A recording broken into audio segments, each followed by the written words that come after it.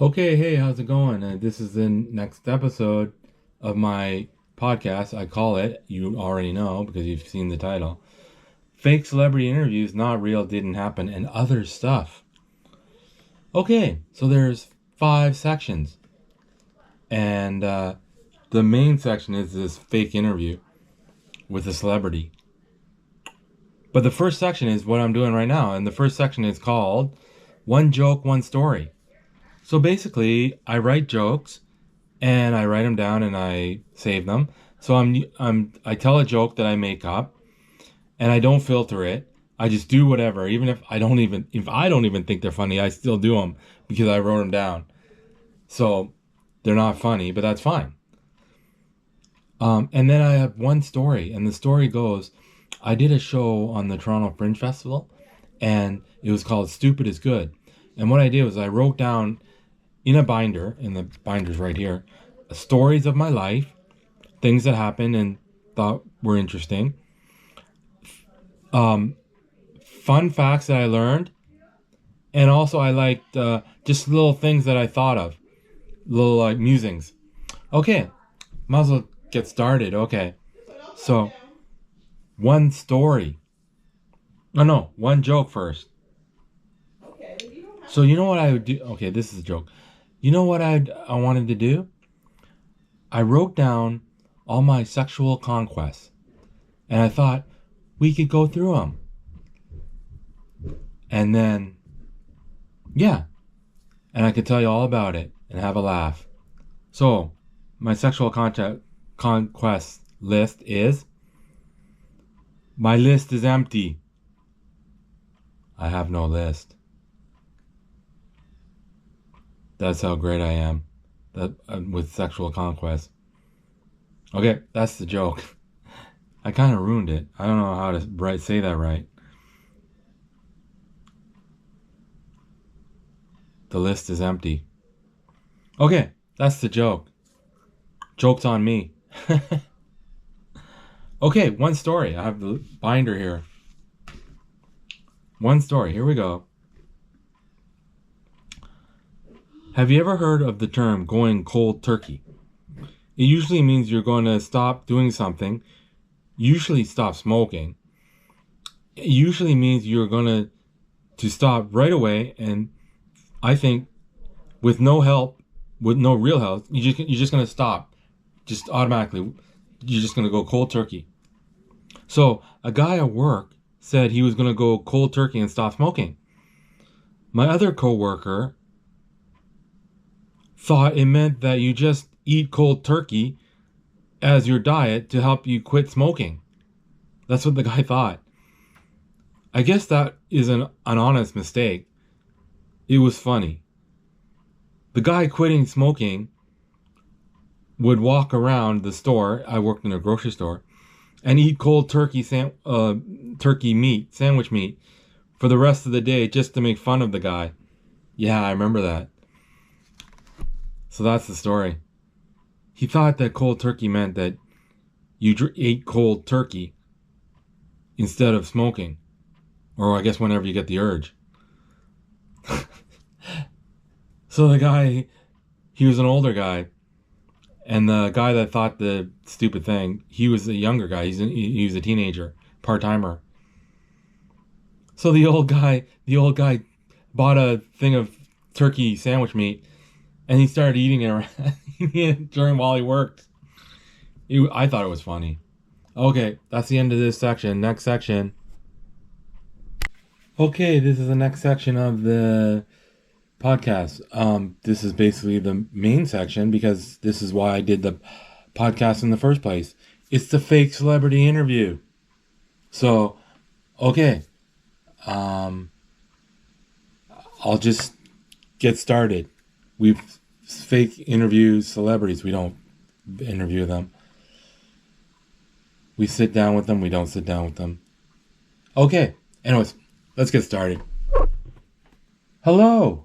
Today we are doing something a little different.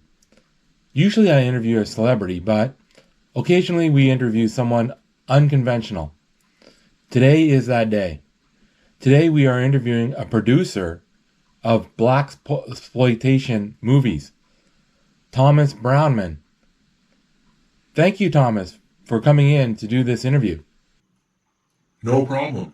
I had nothing better to do, so there's that. What would you be doing if you weren't here? I would probably be smoking an expensive cigar and sitting at my cabin. So, for people who don't know, what is blaxploitation films? It was a genre of movies produced, written, and starring black women and men. They were gritty and raw, action-packed, sometimes funny, and some romance thrown in. Have you ever seen a blaxploitation movie? It's kind of before my time, so no. I did see a movie, Dolomite is My Name, with Eddie Murphy. That doesn't fucking count. Then no, I have not seen these types of films. What inspired these types of films? Well, blacks wanted to get work, so we developed our own genre of films. Like I said, everything was done by black people. Aren't you being racist against whites and Asians? Reverse racism? Shut the fuck up.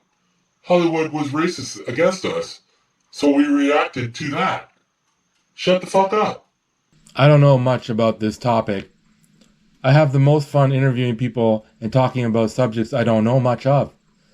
What I heard, though, was that blaxploitation films were inspired by old karate and kung fu movies. Is that true?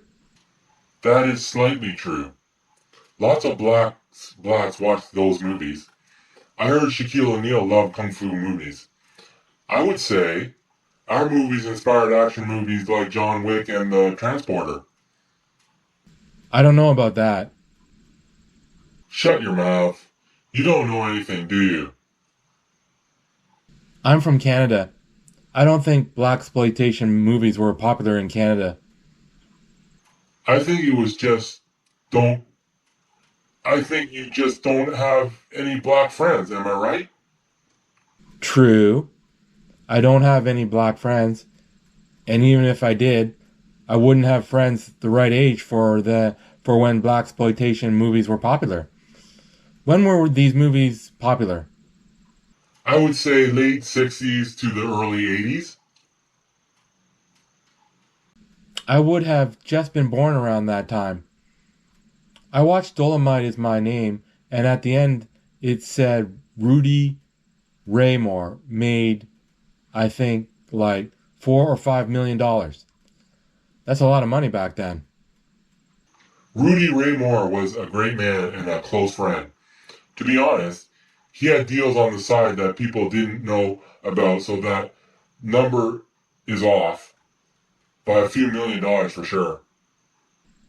He is probably an exception. Did a lot of people profit from the movies? Sadly, he is an exception. I have to ask, did you profit as a producer? I don't talk about money, but to answer your question, I'm not living on the streets. I own 2 properties and I have money invested in other opportunities. The only name I know that came from blaxploitation movies are Rudy Raymore, and Pam Grier. The only reason you know those names is because of the mainstream movies that made of them. The Eddie Murphy movie and the Quentin Tarantino movies. You're an idiot.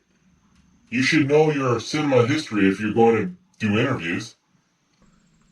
Sorry, you are correct. Are you mad that Quentin Tarantino used blaxploitation movies to make mainstream derivatives? Why would I care? He can do whatever the fuck he wants to do. You said earlier that blaxploitation movies stole the action from kung fu movies. Everything is a derivative of a derivative. Touché. Touche? What the fuck does that mean? It's French. It means like, you are right. You win. Oh, okay. To answer your earlier question, a lot of actors and black brothers and sisters did not make a lot of money. These movies were made on the cheap. I would say that there are those living on the streets today that worked on our films. It's sad, but it's a reality. Stardom is fleeting and is for the few. Touche. Touche? Stop using that stupid word. Touche? Shut up. Did you work with Pam Grier? I found her. She would be nobody if it wasn't for me. How so? I had produced a few movies. They made a little money, but not a lot. I had a bright idea to cast a strong black woman as the lead of my next movie. Pam came in and auditioned for the lead. She was perfect. She was strong and physical. She could handle the role. So I cast her. Everything was going smoothly, and then she quit the movie. I had to recast her role and reshoot the footage we had. By the end of the movie, the movie barely made any money because of her. Did she give a reason why she quit? She never told me why. Fucking bitch almost destroyed my career. Did you sue her? Shut the fuck up. That's what white people's response is. I don't sue black people. Period. She broke the contract. You could legally sue her and get some money back. It probably wouldn't be amount to much, but yeah. To be honest, we didn't have a contract. I didn't do contracts back then. In hindsight, you should have had a contract. No shit, genius. Then she becomes a huge star, at least in the genre. I found her. Yeah, but you never released anything with her starring in your films. Technically, you didn't find her. She did it on her own. Shut up. Let's move on. How did you get into producing these movies? I didn't start as a producer. I was a cameraman on mainstream Hollywood movies. A lot of times, I was the only black man on the set. I was kind of depressed, but I was paid well. Then I heard about these black exploitation movies. They needed a cameraman. I got the job because I had experience. I would be making less money than my mainstream gig, but I wanted to be part of the community. You know, I'm great at saving money. I live in a shithole apartment and only eat once a day, usually McDonald's food. I met a guy on the set. He wanted to start producing his own movie. All I had to do was to invest $10,000 cash with him, and we would start our careers as partners. How did you scrape up that kind of money? Like I said, I am a great saver of money, but I still didn't have enough money. Luckily, I went to my mother and father. They gave me $5,000 cash. That was enough. You can make blaxploitation movies for just $20,000? Here's the thing. I invested $10,000, but my partner was investing $20,000. I own 1/3 of the business. Still, you can make blaxploitation movies for $30,000? We did it, so yeah. I guess you had only one swing at it. Yeah, we dumped our money into it. If the movie didn't catch fire, then we would be done. Obviously, the movie did well, or you wouldn't be here today. It did quite well. Well enough to finance the next movie, then that movie finances the next movie, and so on. And we take a little profit for ourselves. How great are your parents? I'm so grateful to them. I love them to death. I still can't believe you can make a film with such little money. My producing partner taught me a lot. It's all hands on deck. He wrote and directed the film, and I worked on the camera, of course. We both did everything except the acting. We picked the locations, we picked the wardrobe, we made sandwiches for everyone, we swept up after shooting. I edited the movie. Actors did their own makeup. My producing partner directed and was the sound man on the film. I was in charge of props and set design. We did everything. That is so great. It is great. I was so proud of our work, even if the film was a dud. So now I assume you are retired. Yep, I look back at my career and I am proud. I asked this of all my guests, but what are you doing now? I'm retired. I do shit nothing. I go between my house and my cabin in the woods during the summer. I thought you said earlier you were working on what you said opportunities? There is one thing I'm working on. Please tell us. I'm working on digitizing the old blaxploitation films. Well, that's something other than retirement. How is that going? It's going well. It's hard to track down the films, but I have acquired a lot of them. When I tell the owners of the film that what I'm doing, they are helpful. Sometimes they will hand over the film for free. A lot of times I tell them that when I'm finished digitizing the movie, they can have the film back. I don't think there is money in those old films. You have your opinion. My opinion of you is that you are an idiot. I'm not doing it for the money, stupid. I'm doing it to preserve black history.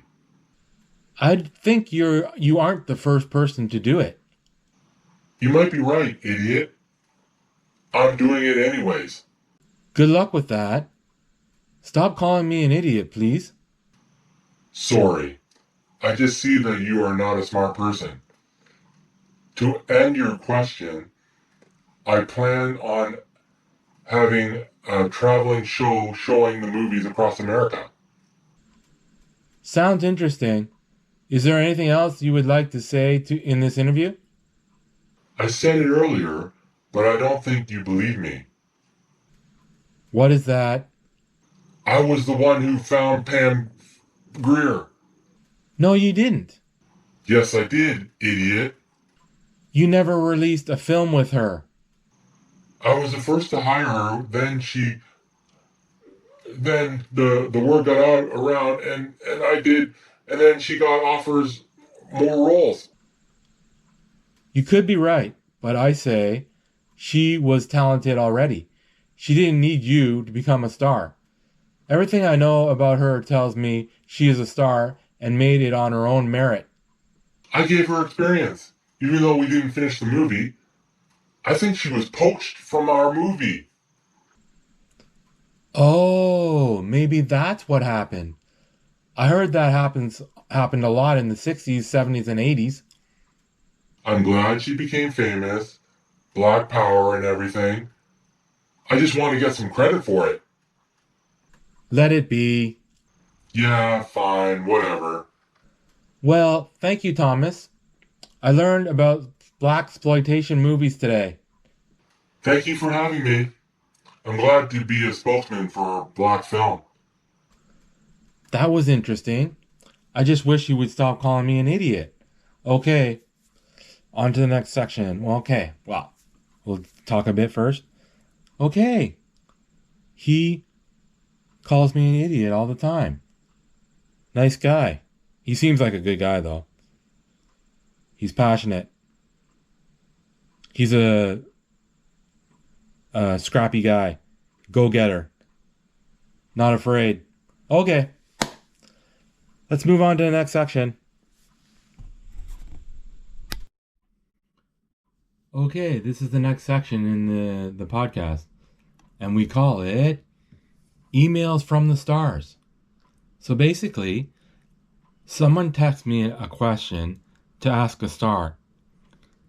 So they text me the question, and then I in turn text or email the celebrity, and then they email me back the answer. Yeah, that's it. That's not the way it happens, but that's fine. Okay, let's start.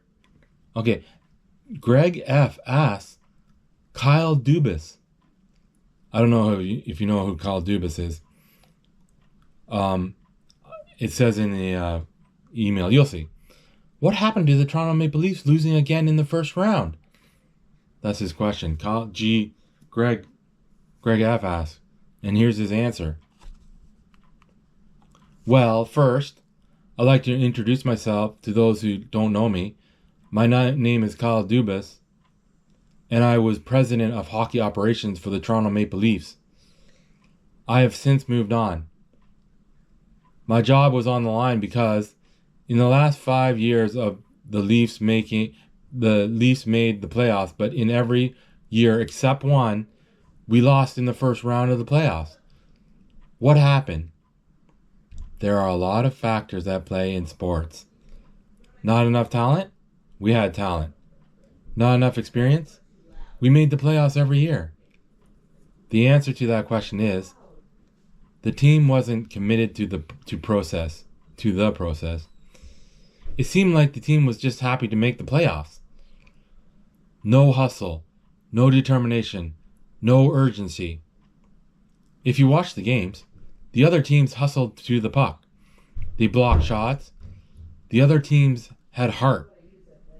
We looked like we were on a Sunday stroll. I blame the players, but the real buck stops at the coaches. The coach's job is to get the team prepared for war. Coaching is a mental job. Getting into the player's head and figuring out what makes them tick. What makes them work for the coach to win games. That's what a coach should do on and off the ice. I'll say this. It will happen for the Leafs, and I think they are close to a Stanley Cup. Good luck.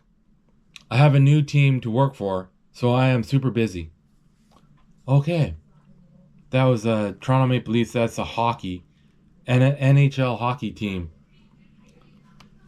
If you're from a different country and you don't know, it's ice hockey. It's called hockey in Canada, but in other countries they call it ice hockey. Okay, basically. Okay, I do 2 emails. So that's one. Okay, let's get to the next one. Okay, here we go. Ralph B. asks Shohei Ohtani, what do you have to say about your manager and interpreter, Ippei Mizuhara? Okay, he asks about... I don't know if you know what happened, but anyways, it's in the email. I don't like to talk about this publicly, but it happened and people want to know.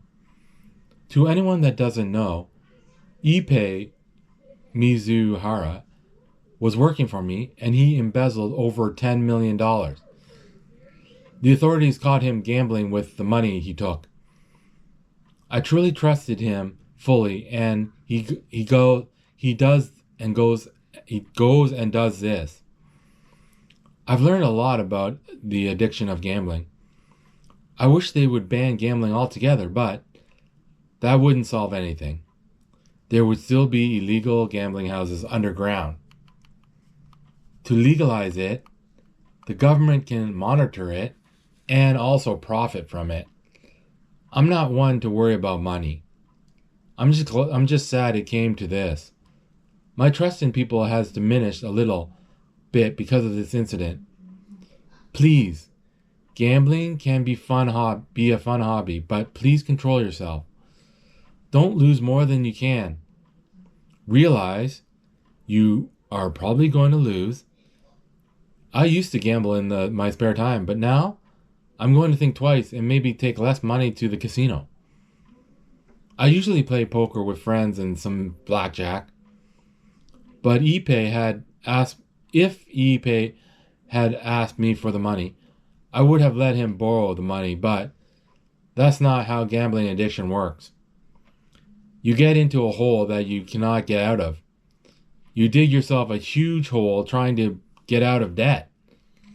To be honest, I still trust people. With my professional baseball career, there's a lot of people working for me. Well, there are people I must trust to manage my life. I would go crazy if I was paranoid by everyone around me. I just hope it doesn't happen again. I hope it doesn't happen to you. Oh. Yeah, I don't know if you know this, that okay, first of all, who is Shohei? Shohei Ohtani is a high-end Japanese baseball player, and he plays in the Major Leagues, MLB, Major League Baseball now.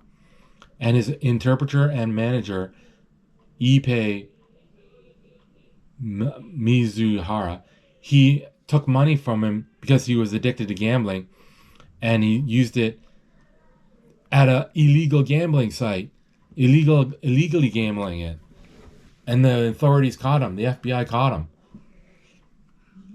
But yeah, okay, that's that.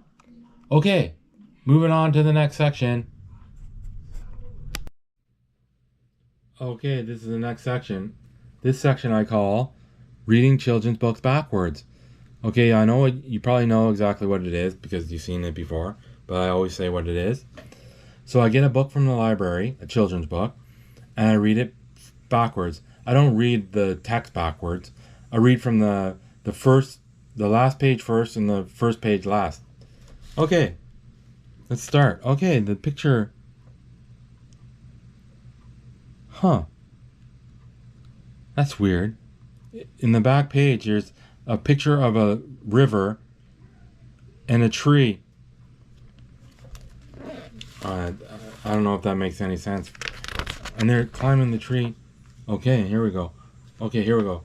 Imagine a day when a book swings open on silent hinges and a place you've never seen before welcomes you home. Imagine today. And then on the next page, it shows, oh, cool. It's like a book library, and they open up doors to different, there's doors, and when the doors open, it opens to different areas of different travel areas or whatever somewhere. Ooh, that's weird. Next page. Imagine a day when the peace of a forest and the strength of a mountain become a cathedral for your heart. Nice picture. And there's the churches, and they're all churches lined up around this river, and there's a man in the water, and there's mountains. Okay. Imagine a day when your sandcastle can withstand even the highest waves. And there's this huge, brilliantly built sandcastle by the lake, by the ocean. Okay. Imagine a day when the edge of the map is only the beginning of what you can explore. Oh, that's wild. It's surreal. So it's an older man, looking at a map, and these young kids, they're not young, they're like 12 or, they're young, but they're not little kids. They're running on the map is huge, and it becomes even bigger and bigger, and it shows these kids running on the map. Okay. Imagine a day when you build the world around you piece by piece, and it's a jigsaw puzzle, and the people in the puzzle are putting the pieces together. It's a surreal kind of thing. Okay. Imagine a day when roots drink up rivers, twigs tangle in clouds, and a tree is a ladder between earth and air. So it shows a house, and the house is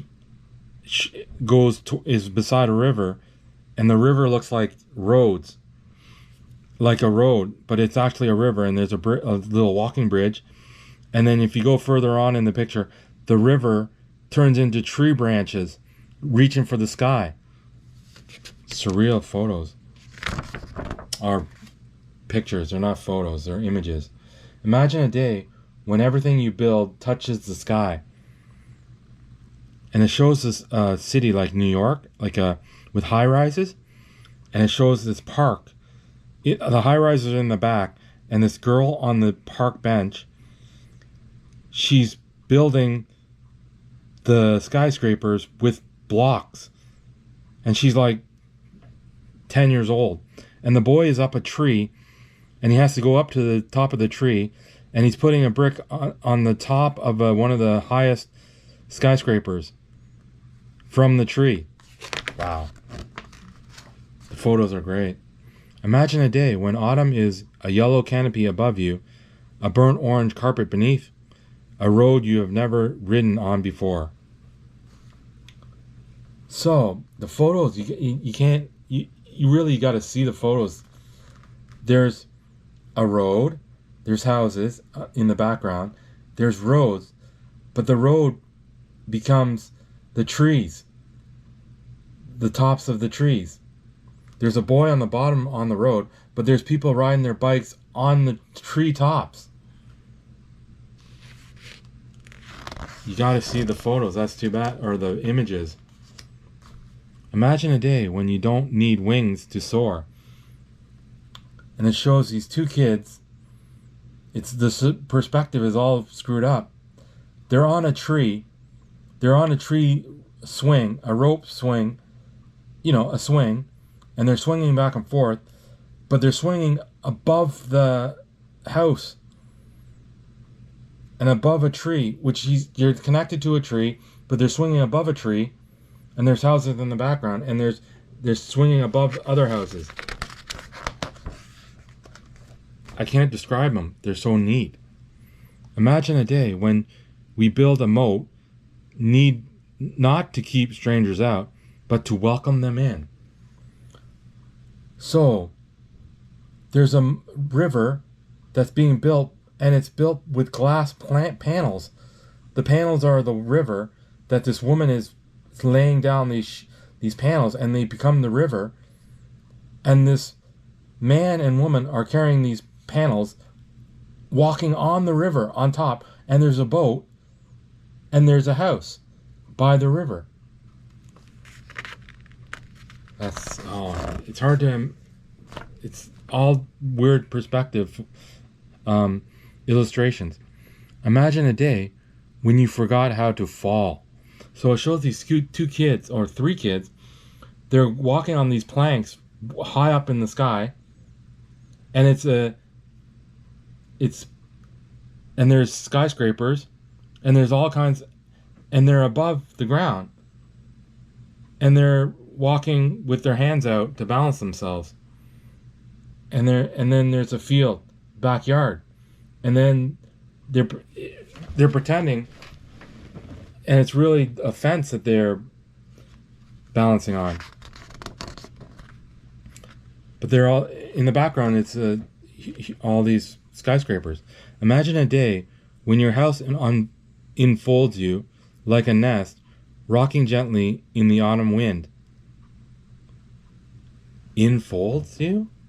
Okay, hold on. The photo, it's a house being built. There's an extension on the house being built. And the house is a tree fort.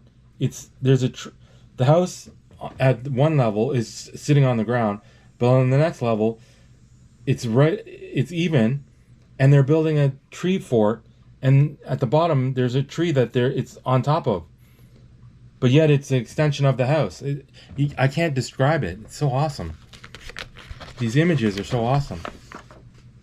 Imagine a day when your wishes float on a puff of air to summon back the blue.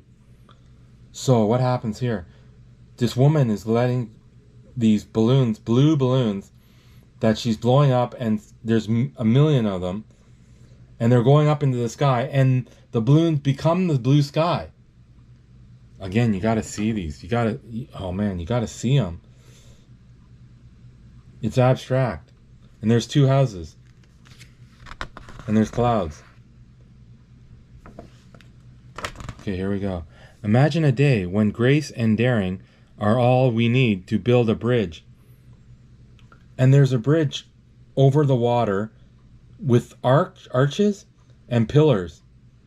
And there's a train on the arch, the bridge, basically.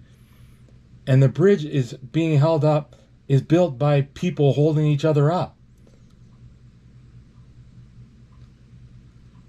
It's surreal. because in the back it looks like it's made of stone, but when it comes closer and closer, it's a bunch of people holding each other up on their shoulders. So cool. These images are so cool. Imagine a day when you can dive down through branches or swim up to the sun.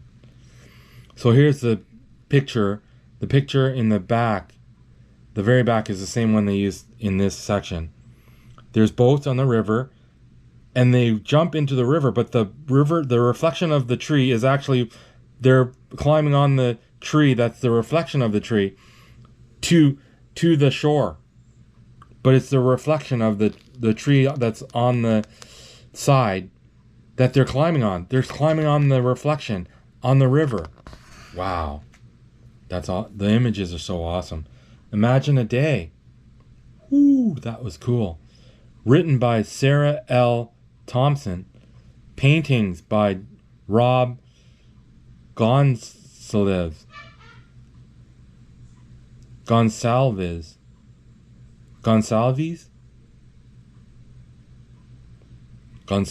Paintings by Rob Gonsalves. Okay. Wow. Oh man, you got to see the photos or the images. And then the dedication to Uncle Al, who imagined I could be an artist. RG. Who's RG? Rob Gonzalez.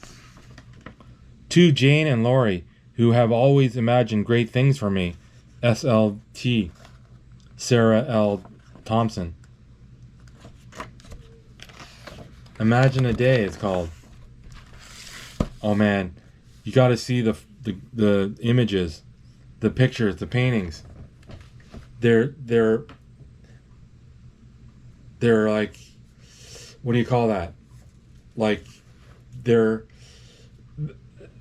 mess with your mind. Okay, next section. Okay, this is the last section of the podcast, and it's one of my stupid ideas. Stupid ideas.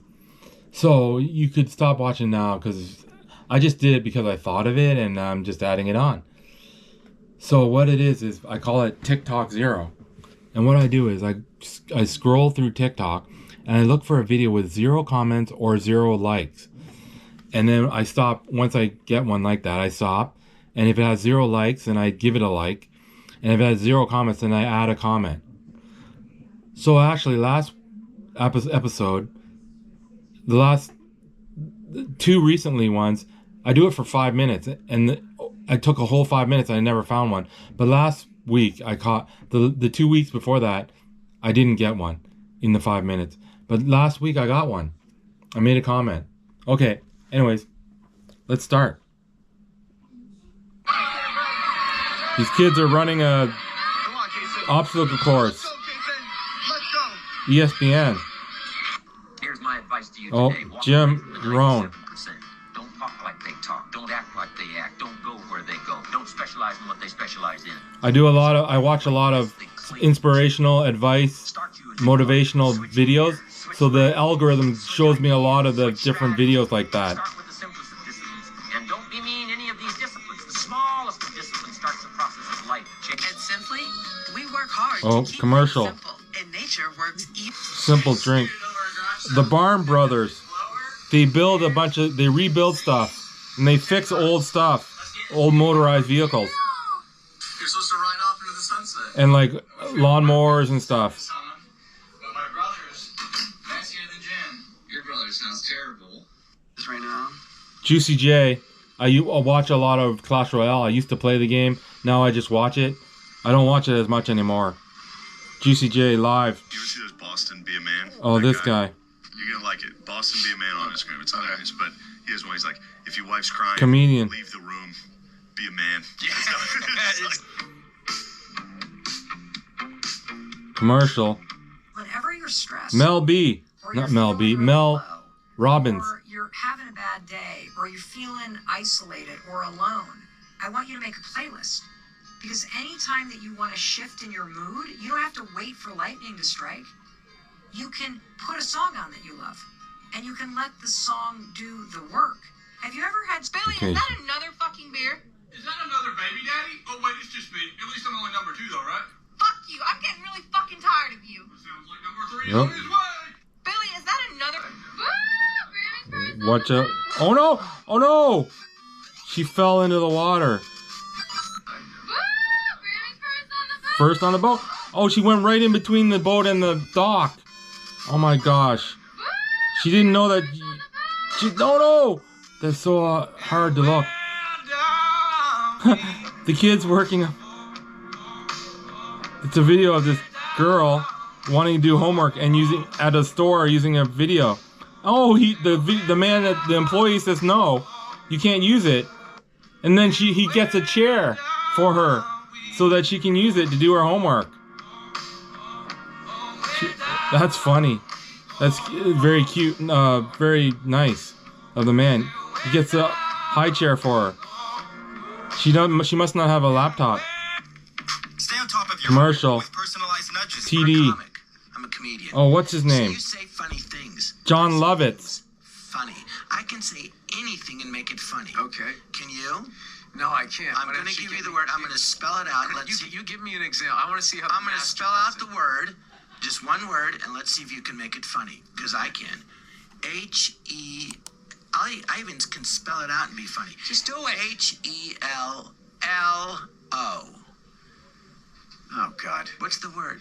It's John Lovitz. You go, hello. Thank you.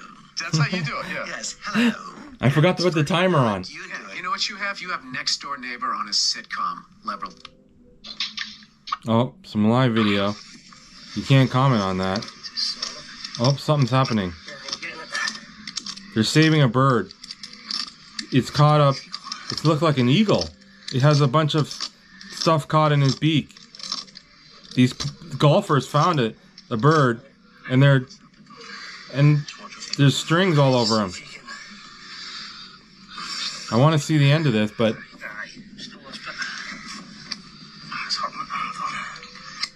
I want to see the end of this.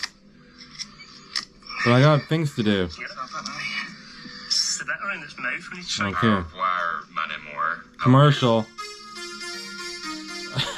Guy walking down the stairs really quick. It's funny.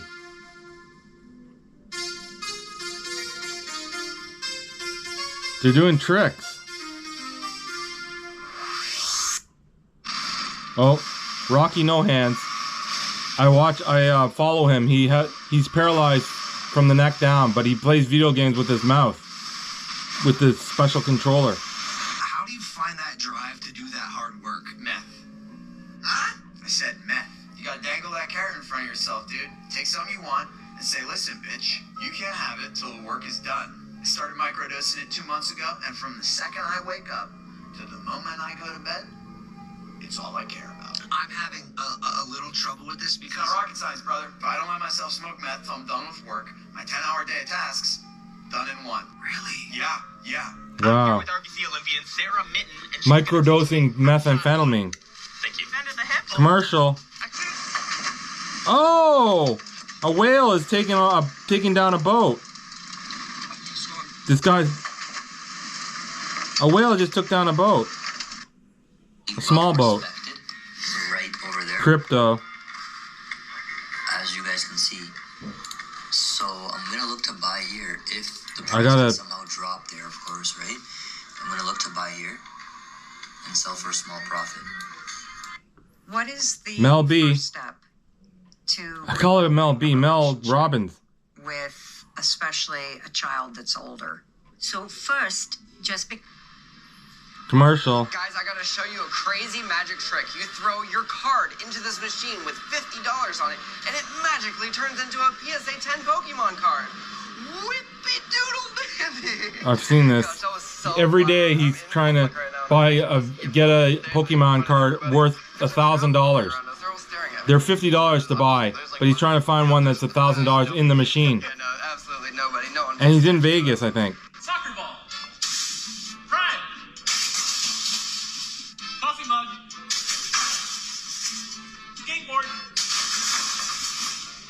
Basketball. Bowling pin.